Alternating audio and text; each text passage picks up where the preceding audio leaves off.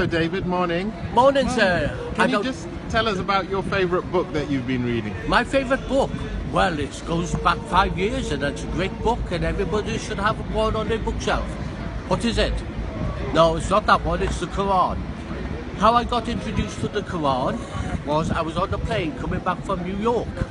Yeah, that's over that way. Oh no, it's not. It's over that way. And the thing is, believe it or not really, this guy was reading a book. He left it on the seat when he got off the plane like me. And you know what, I chased after this guy and said to him, "Hey, mister, you left your book." He said, "No, you keep it." I said, "Well, okay."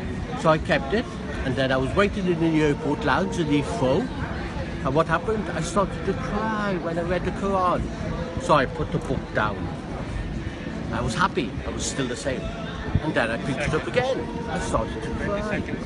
And then I got a taxi to my brother's in London. And then what happened?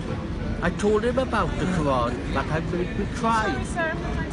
And do you know what? Just a moment. And then what happened was really, he said, "Don't speak of nonsense things, don't speak of things." I said, "Well, the thing is really, why am I crying?" And then he said, "Go next door." So I went next door, and who was there? The man that was on the plane. And the thing is, name a number, any number. The thing is, I'm not selling that Quran for £20 million or £20,000. I read it twice a day, and not only that, I keep it under my pillow. And you also read it to people as well, don't you? I do, and I'm just going to go with that.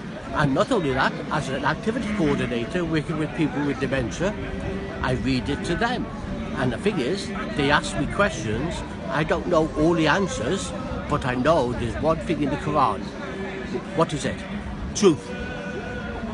And if you was lost in the desert, or you was lost somewhere in town, you'd ask somebody away. What's the Quran? It's a map for life.